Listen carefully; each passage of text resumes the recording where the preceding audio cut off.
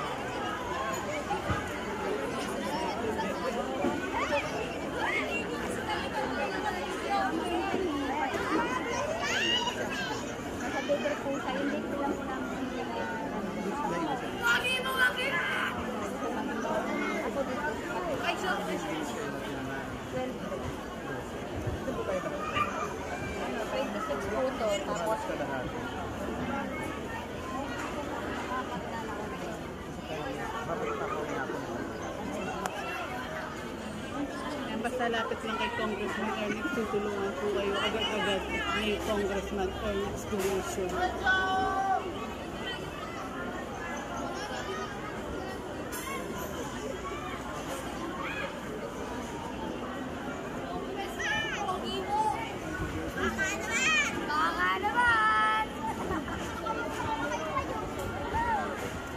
Ang sabi mo kay Kong? Ang sabi mo kay Kong? Ang pogi daw ni Congressman. Sino na lang? Si Joaquin. Ayuda nyo! Hahatiin namin sa tatlo! Bubusog na yan. Okay na sa inyo yun? Okay na sa inyo? Si Joaquin!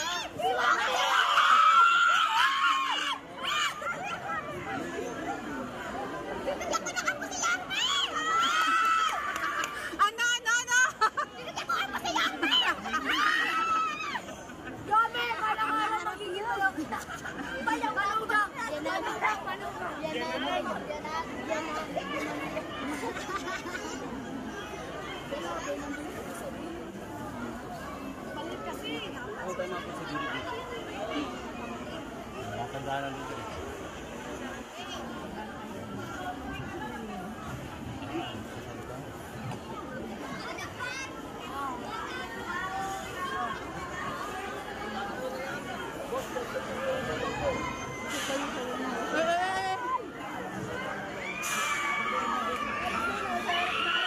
Hello. Hi.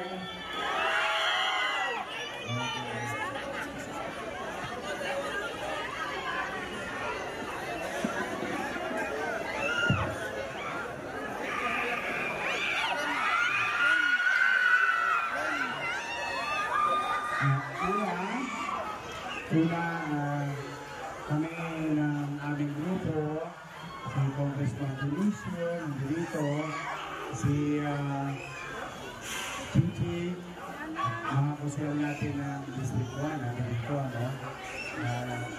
dito, hindi ko maipaliwanag kasi naggaling nyo lang sa Bagyo. So, marami sa inyo na servisyo rin ng Bagyo. Ngayon naman, sunog. Sana huwag kayong susuko. Nangawa ko. Okay lang daw yun, Ben! Basta yung anak ko ay ayuda mo! Oo, huwag kayong susuko, ha. Alam ko, mahirap na mahirap yung patong-patong na yung problema, eh. Baka misa, sinusugat lang tayo ng Diyos para tayo tumakas. Kasi, basta kami, sa maliit naming kaparanan, tutulong kami. Ngayon, nakausap natin ang inyong MSW, ang inyong barangay. Inaayos na lang yata yung yellow card. Wala pa kang yellow card, ano? Para walang maiwanan, walang mapagkaitan ng tulong, hihintay na lang namin na ma-issue ang yellow card. Okay ba sa inyo? Kaya babalik kami. Okay? O, huwag kayong mag-alala. Nakaraan naman, di ba? Nandiyan din kami ng tagulan. Kailangan po namin ng bahay. Bahay. O, sabi ko naman ito nila. Love you. Then, basta patuloy lang kayo manalig sa Diyos. May awa ang Diyos eh. Makakaraos din naman tayo. Alam ko, hirap na hirap kayo. Mabigat talaga. Si Lola, kausap ko kanina, pati panty raw niya, nasunog. O yung mga akla, wala na rin ba? Hindi, pinakatawa ko lang kayo. Alam ko, hirap ang buhay ninyo. Pero umasa kayo. Makikipag-coordinate pa rin kami sa barangay at sa inyong district Manila Social Welfare. So, siguro malalaman namin within the day kung kayo ay may yellow card na, pati nasa 105, saka yung mga nakita ko sa kalsada, so, meron din nasa kalsada. Para sabay-sabay na lang yung tulong. At ngayong maghapon, okay, mag-alala, maghahanap ako ng mga kaibigan ko na may medyo nakaluluwa. Pagsasama-samahin namin yung tulong namin nila Congressman Dionisio, Michi, at ang mga kusyal natin na magkano kami. Basta mag-iipon kami para makabili kayo kagad ng gamit sa bahay. Okay? Pero for the meantime, nandito kami, nakikiisa sa inyo. At umasa kayo, babalik kami. Gusto nyo na kami bumalik? Sige. Andun si Joaquin. Iwan ko na lang si Joaquin. Kumain na ba kayo? Pwede tayo nyo yan. Sino? Hindi, basta pumanatag kayo.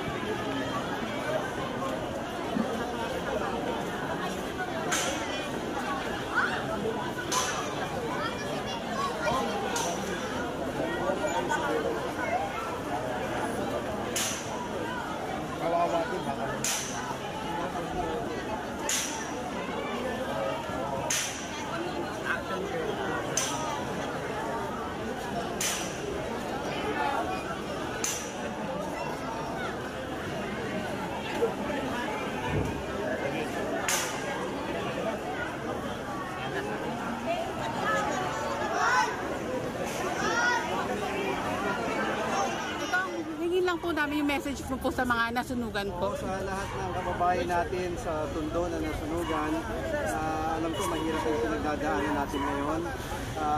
Yung pamahalaang lokal at nasyonal, nag-aayos na kami ng mga tulong na kakailanganin para makabangon tayo agad. Kaya huwag kayong mag-alala, sa lalong madaling panahon, yung mga tulong namin nakahanda na, inaantay na lang namin yung final listahan ng mga affected families.